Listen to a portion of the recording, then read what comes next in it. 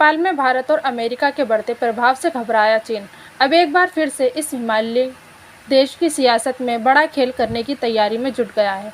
America के MCC project को मंजूरी देने के बाद अब चीनी विदेश मंत्री जहां नेपाल की यात्रा पर जा रहे हैं, वहीं पूर्व प्रधानमंत्री केपी शर्मा ओली की पार्टी CPN-UML का एक प्रतिनिधिमंडल बीजिंग पहुंच चुका है।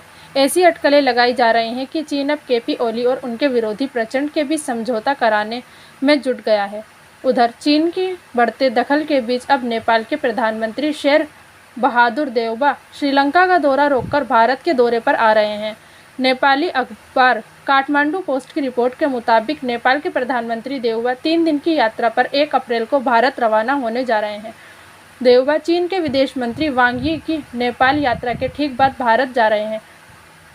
भारत के दौरे की अहमियत को देखते हुए नेपाली प्रधानमंत्री बिमस्टेक की बैठक में हिस्सा लेने के लिए श्रीलंका नहीं जा रहे हैं।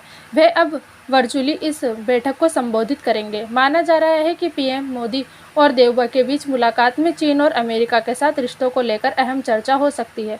रिपोर्ट में कहा गया कि देउबा 1 अप्रैल से 3 अप्रैल तक भारत दौरे पर होंगे।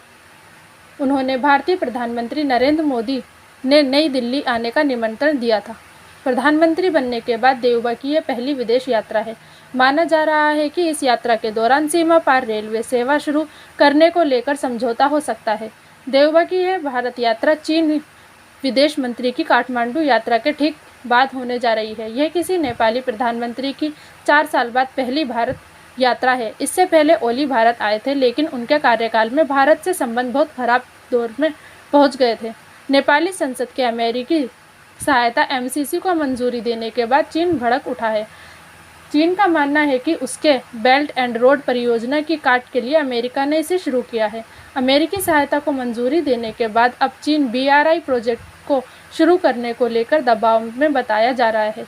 इस बीच ओली की पार्टी का एक प्रतिनिधिमंडल चीन